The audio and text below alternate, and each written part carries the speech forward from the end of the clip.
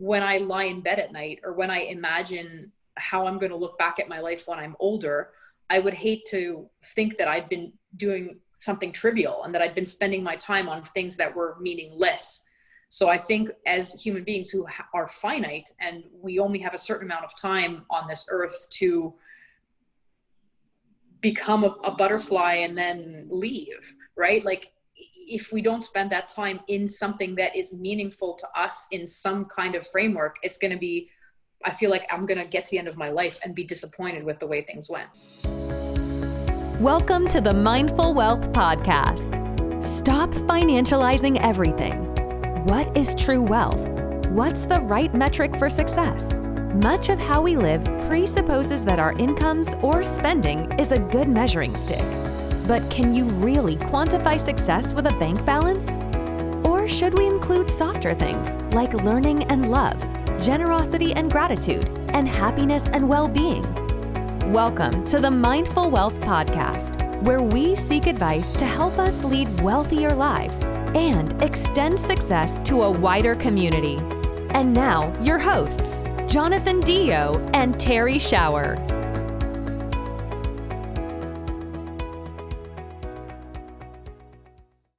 Welcome to the Mindful Wealth Podcast. Today I want to introduce our audience to my co-host, Terrie Schauer. She's a real estate investor and property manager in Montreal and a real estate coach all across North America. She's the author of The Mindful Landlord. She's a successful business person and a world-class athlete. She's interested in wealth creation, but more importantly, she's very interested in the process of becoming a better person.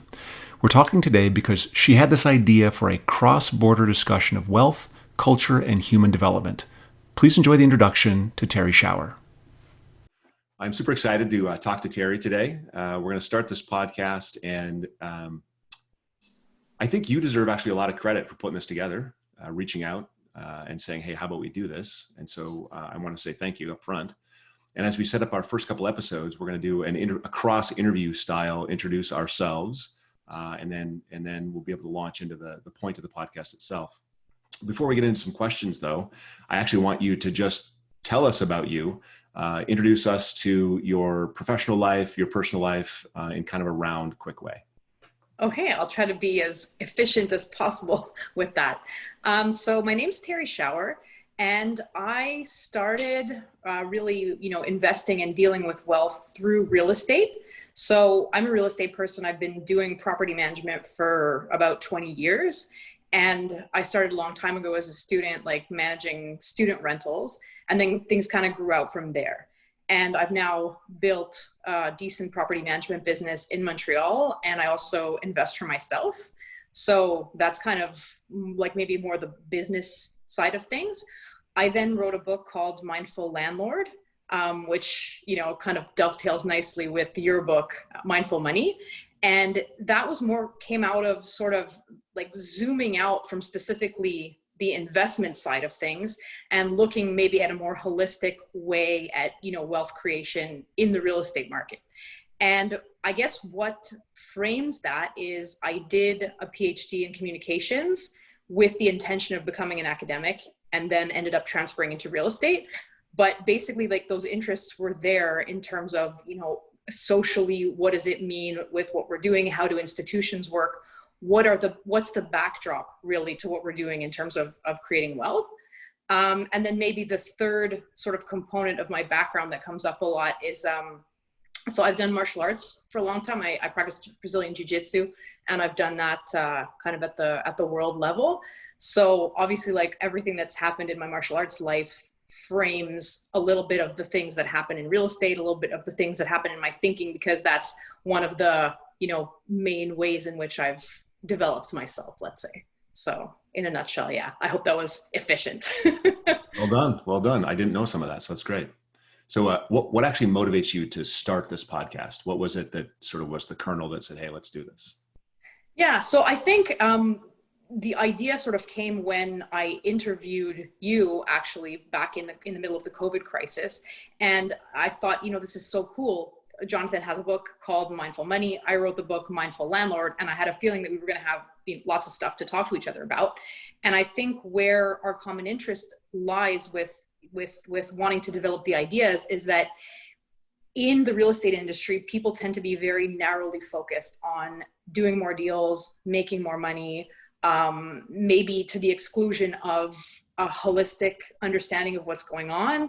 And also very often, like in the local market that I work in Montreal, people tend to be very focused on the specific area in which we work, maybe to the exclusion of what's going on internationally, to the exclusion of historically the different trends that have been going on.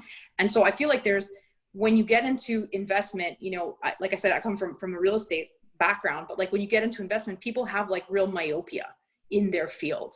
And that goes as far as how you approach your life outside of investing. And it goes also in terms of what's the broader context in which your market functions. So I think, starting something called Mindful Wealth and like being able to do it with somebody who also works in investment in a different field, but with the same approach, I think developing ideas around that was really exciting to me. And then the other two, maybe broader social currents that, motivate me. Why a podcast? Why not a blog? Why not publishing stuff on Twitter? Is I think there are two, what I find disturbing social trends going on. The first one, which I call the Twitterization of everything, which is that we live in a media environment where something has to fit into, if it's on network news, which is, kind of losing influence a little bit, but it has to fit into a 1-minute sound bite or 2-minute sound bites. And then even worse, we're in a situation where like, in the US, the presidential election is being fought with a Twitter battle. So you have X number of characters to make a point. And very often with complex issues, you need a much longer or a much larger format to actually lay the groundwork to understand what's going on. Because if you think that like you can fit a complex theory or a complex analysis into a Twitter post, like it's just not realistic. And so I find that like the podcast medium is really exciting in the sense that you get to have these long form discussions, which allow people to develop ideas in a way that like defines public space in a more constructive way than a social media post, let's say. So what are some of those deeper questions you want to explore specifically in the Mindful Wealth podcast? Well, we had a lot of back and forth about this. But like, let's say if we're looking at narratives around success, I mean, that's one of the things that I think both of us are interested in. So being financially successful means one thing. It means another thing when you situate it within a holistically happy, meaningful existence. That's one thing. Like you kind of have financial success and then you have the whole human being or the whole society around it. So I think we're both interested in exploring kind of the back and forth between that. And then I think, we're at a historical moment where the wealth gap is really widening between rich and poor. And there are a bunch of things that feed into that in terms of, mindset, in terms of privilege, in terms of social structures that widen those gaps. And I think as we talk about how we individually get ahead, we need to be mindful about socially what's going on. Are we doing it in a responsible way? And how can we democratize some of those things that have helped both you and me succeed? Because, let's say we built our own like success or our own mindfully wealthy lifestyle that we've gotten to, but we both did it in a very premeditated way where we, selected things that work here and there, and that the more those ideas get out of there, get out, the more other people are able to use them in a way that's democratic. So I think that, that's, I guess the main focus is, yeah. So, I mean, we have talked a lot about this topic, but let's get to some very nitty gritty. Like, how do you define wealth and success? Oh, wow. You really went in 1 hour? Okay. As quickly and as efficiently as you can. Okay. So wealth, I think we're, both familiar with this study by Deaton and Kahneman, who look at, what you need for happiness. And they come out with a happiness number, which is somewhere around, 75 to 100K. And beyond that, they tend to find that your subjective feeling of happiness kind of tapers off.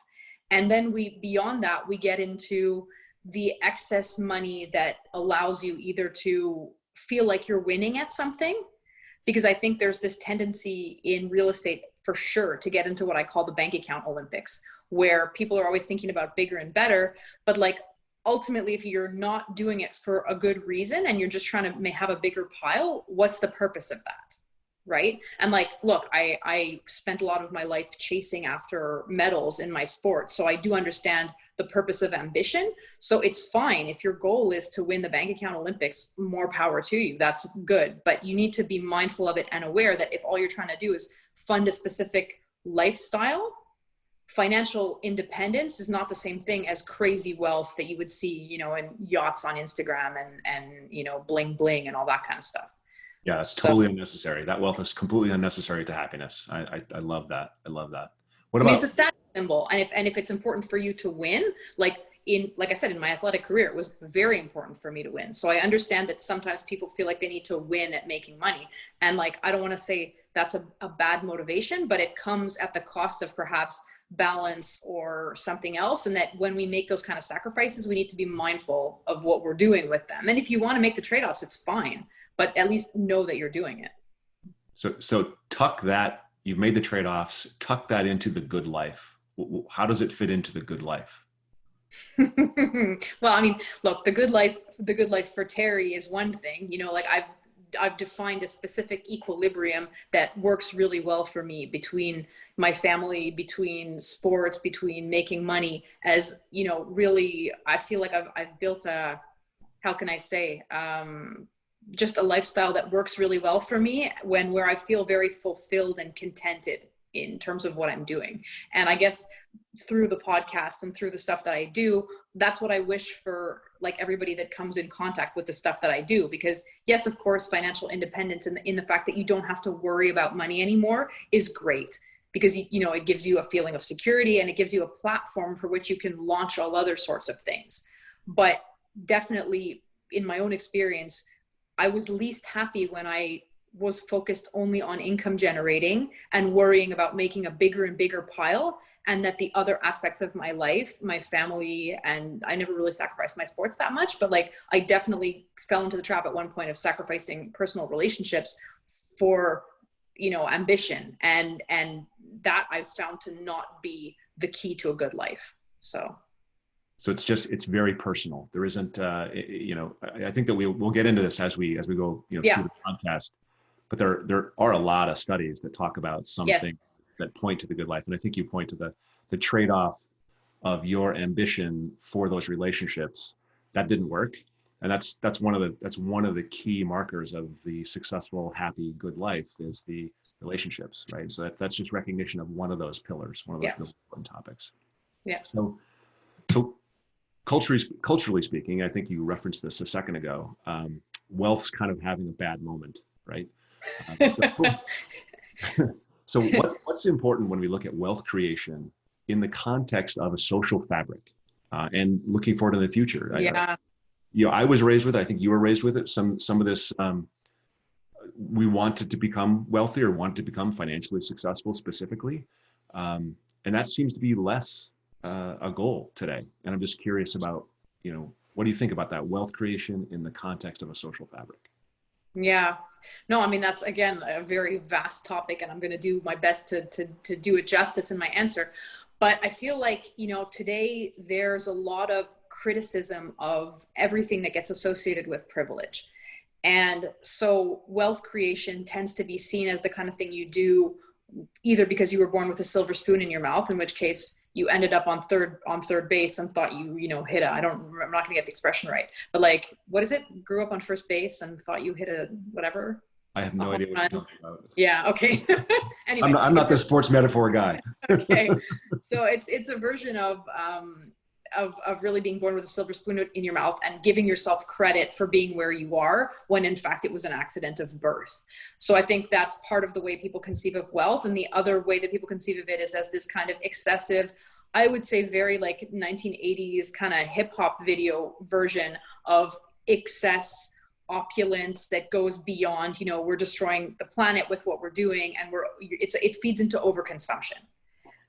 So I think when you look at like wealth ends up looking like something negative in those two frames, but that in fact, if you look at let's say maybe financial independence, or doing something that is going to put you in a situation where, first of all, one aspect is personal security, but then it's if you eventually build enough wealth that you can do something constructive with it, or free up some of your time that you can use it to leave the world a better place than you found it, then I think we start seeing the fact that wealth can be used in a very constructive way.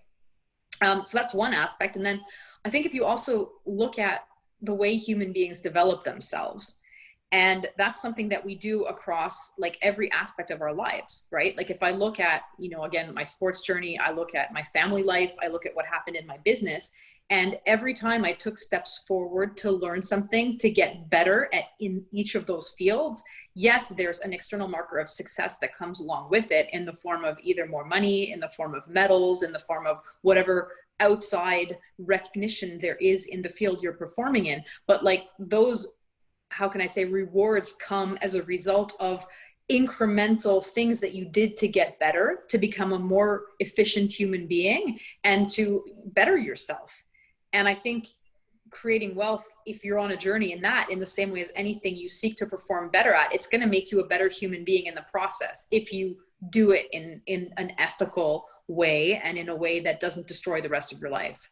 So I love this, the juxtaposition of the external markers, and then you didn't use this word, but I'm going to use the word internal conditions. So when you bring in the topic of mindfulness, I mean, there's a lot of, the external conditions and the internal conditions, and the idea of working with those two things together, to push through the challenges, to make those incremental changes is critical. Like the mind work, the mental work you have to do, especially if you're an elite athlete. So if you, as an elite athlete, your challenges aren't physical anymore. I mean, they are, but the challenges are mental. Mm-hmm. Like, how do you push past that? How do you push exactly. right? Exactly. How do you get out of your own way to allow the hard physical training that you did? Because if you mentally sabotage yourself, you can take all of that work you did and throw it in the garbage. And I think perhaps maybe more in your world, but also in mine, that if you're investing and you panic and freeze up in some, and make some stupid decisions in a split second, like you're going to mess up a lot of years of hard work and savings and all kinds of stuff that you did. So yeah, I think that's a very good comment. Yeah. And so I'm going to tug on something you mentioned a little bit earlier, tug on this thread a little bit more, the good life. And you and I went back and forth on this, happiness versus meaning. Yeah. So talk about what is the target, what's the goal, and then we talked about this, and I don't want to feed you the answer, but how do you get to that? Is it meaning? Is it happiness? And then can it really be a target? Yeah. So, I mean, this is kind of something that I'm working on. So I'm not sure that this is ultimately where I'm going to end up with this. And I have to admit, I just read Viktor Frankl, and I'm not going to remember what's the title of the book again? Man's Search for Meaning. Man's Search for Meaning. There you go. And so I've been kind of thinking about this. There's a lot of happiness is a word that gets bandied around a lot in the millennial moment, that we're all looking for happiness.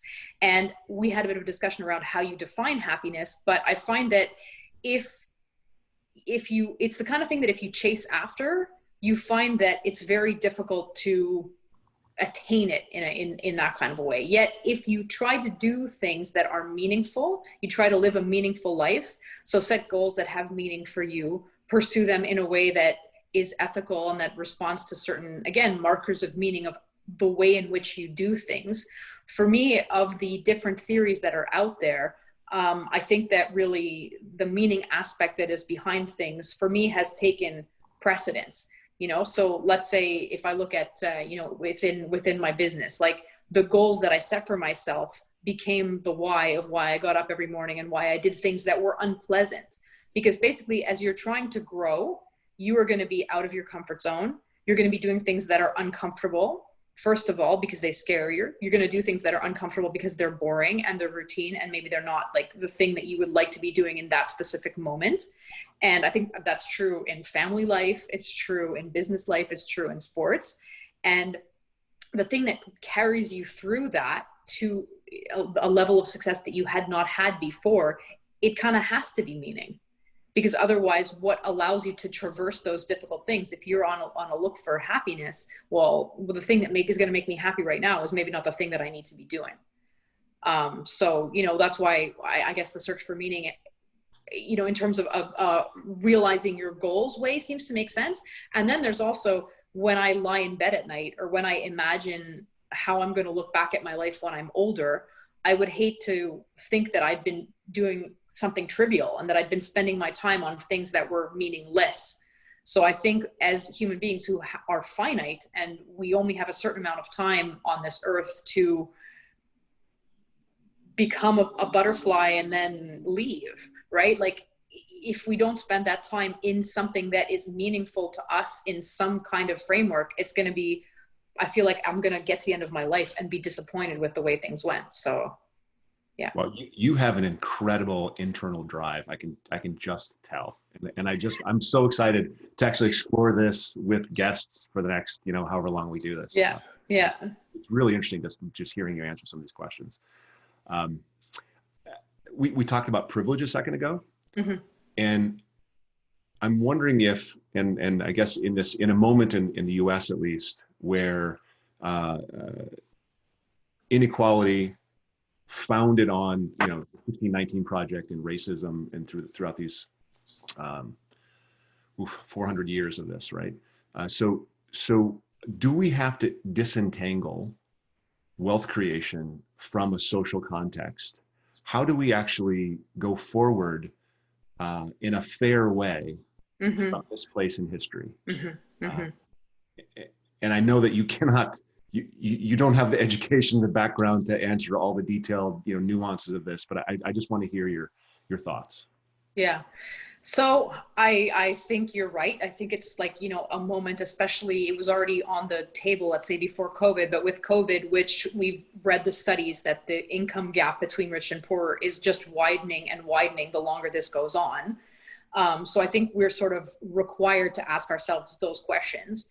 And I would like to give sort of a two-level answer to this, kind of a, Newtonian physics on one level and quantum physics on the other, which is that if we look at, let's say on a social structural level, we look at what's going on at a societal level, what decisions do we put into policy? I think there needs to be things done to level the playing field. And maybe in the US that is around race.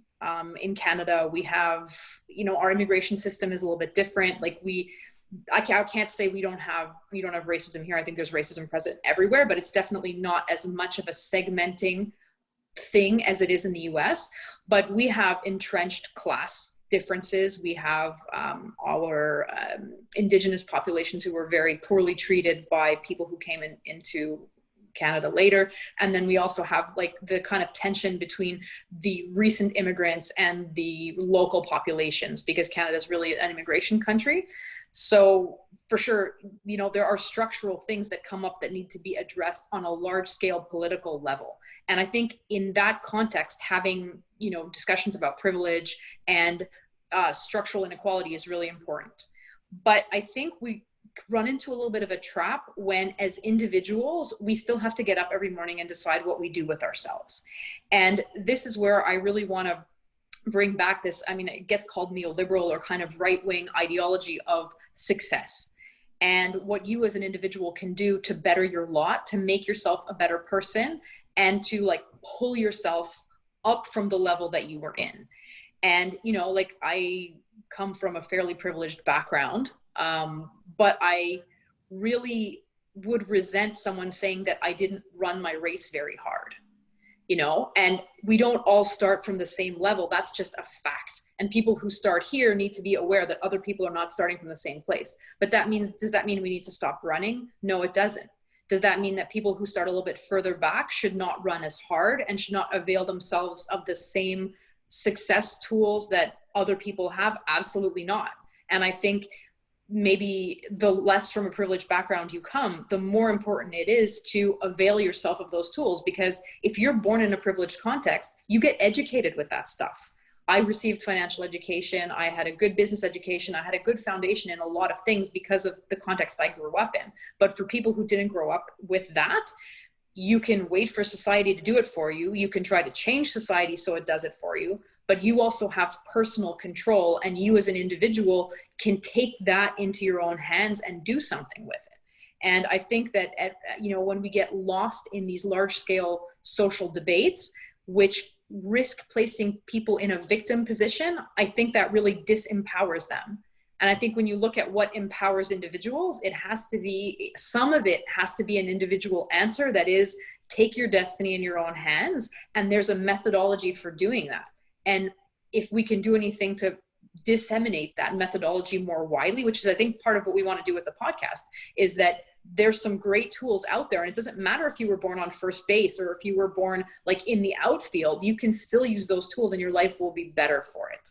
Yep. I love it. I love it. That's one of my biggest fears. And I've spent time in therapy over this. I spent time, educating over this and learning about it. And is that the more we focus on the societal issues, the less the individual feels the power to explore themselves.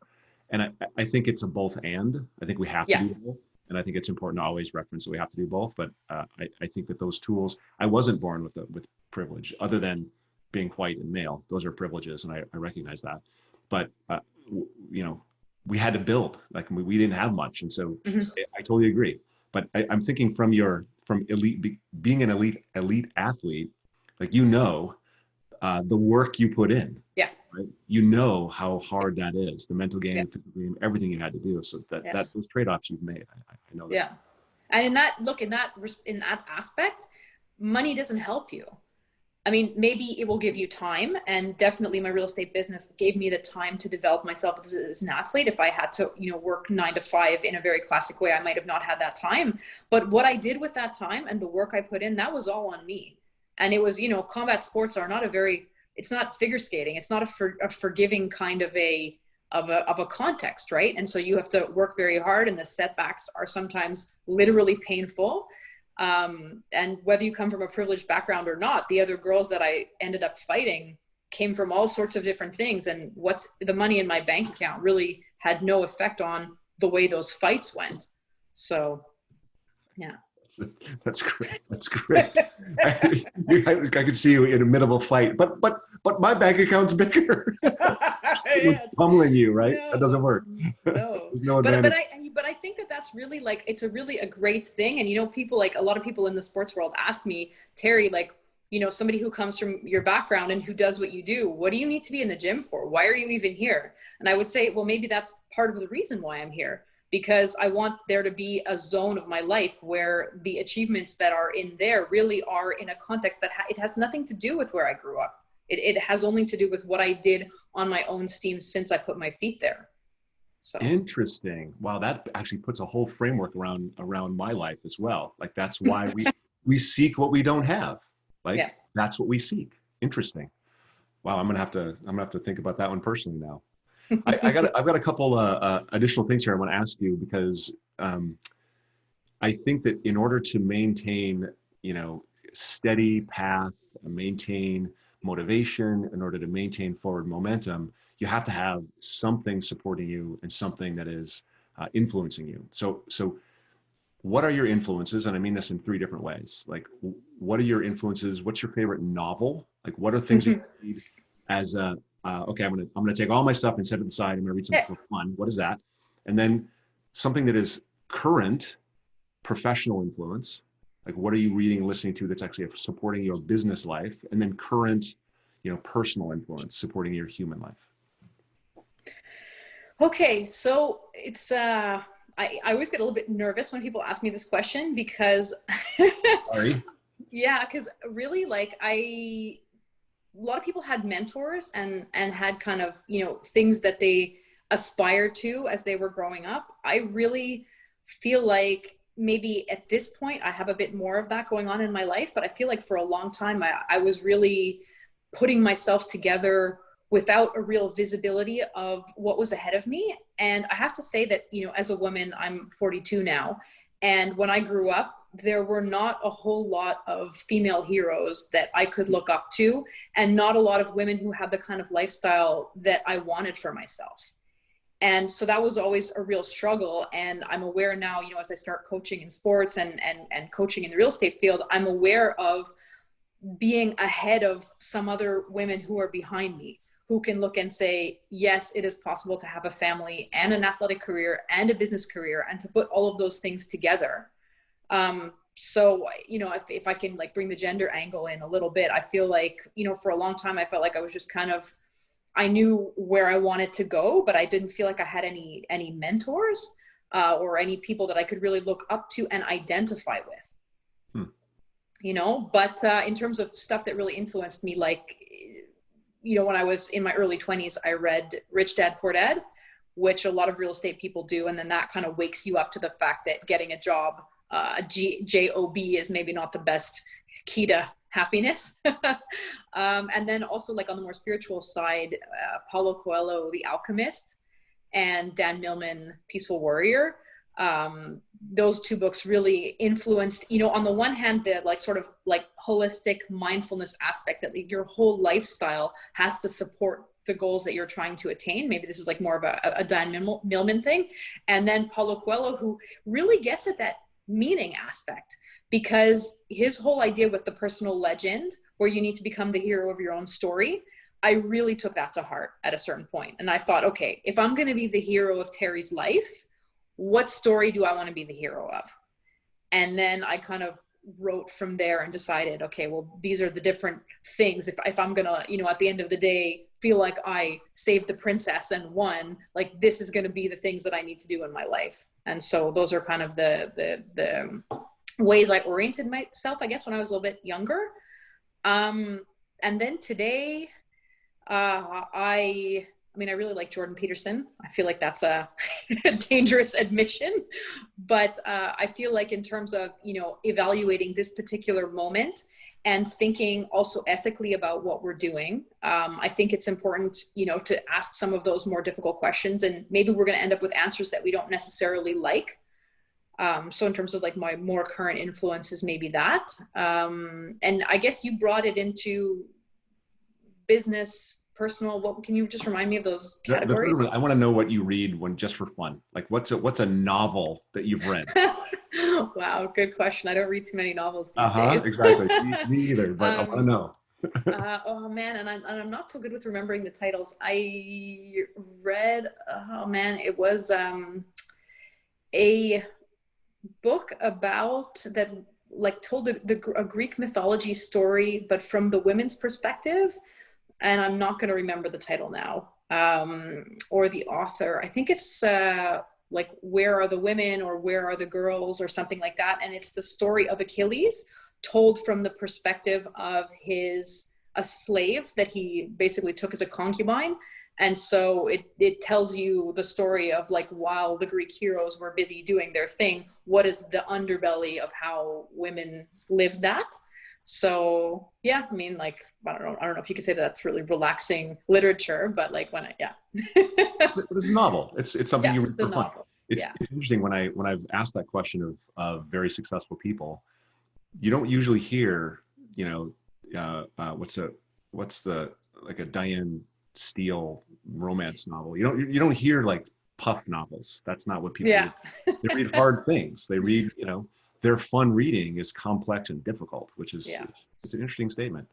I actually can't wait for my daughter to listen to you, because I think you said something really important there, and that's you know, when you were younger, you didn't have female role models, and I think there's more and more today, but there's still very few relative, you know, CEOs of companies. There's very few, you know, wealthy women that aren't the daughters of somebody that created a company, right?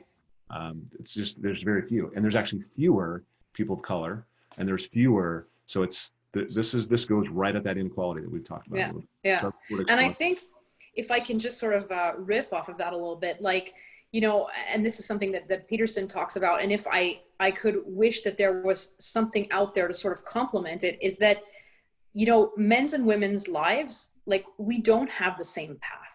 Especially if we choose to have families, it's a lie to say that men and women live that the same way, and that as a result, as a woman, you need to just find the closest guy who succeeded and think that you're going to walk in his footsteps and it's going to happen for you seamlessly. And I feel like for me, who had the role models that I had were men. And I came, at a moment when there's this second wave feminist kind of ideology that you need to just, buck up and behave like a man and things are going to work out for you. And I think that's a complete lie. And I think that as women, we get pulled, the more that we live that way, the more that we risk sacrificing our relationships, our family life, and those priorities, which again, if we're looking at holistic happiness, are super important.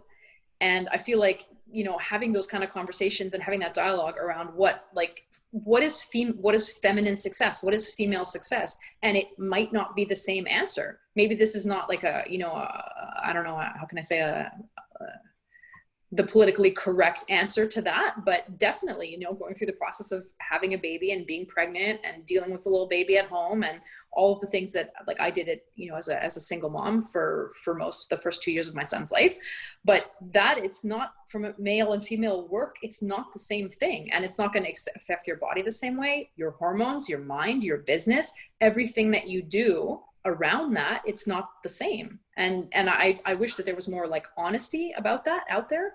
So. Yeah, I didn't know about the single mom a couple of years either. So that's interesting. Yeah. That's a struggle in and of itself, I'm sure. But yeah, it's and we're not going to resolve it. But I look forward to having the conversations, for the next many times. Because I think that you're, from my experience of you, we've had like 4 or 5 conversations total. You're amazing, and I look forward to learning from you, and I look forward to sharing that with the people we talk to and our audience as it grows and develops. Cool. All right. Thanks so much for listening. I hope you got something out of today's conversation, and I mostly hope you got to know Terrie just a little bit better.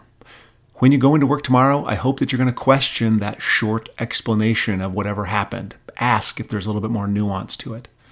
I hope you're going to become inquisitive about what the good life is to you and consider how you might be getting in your own way. I know after talking with Terrie and then going back and reviewing the episode a second time, I need to do a better job of remembering my own privilege and at the same time, keep doing the daily work to improve. Thanks again for listening. I hope you're going to subscribe and tune into our next episode where we turn the table and Terrie asks the questions. Thanks for listening to the Mindful Wealth Podcast. We hope you enjoyed this episode. If you did, remember to give us a rating and leave a comment, subscribe, and share.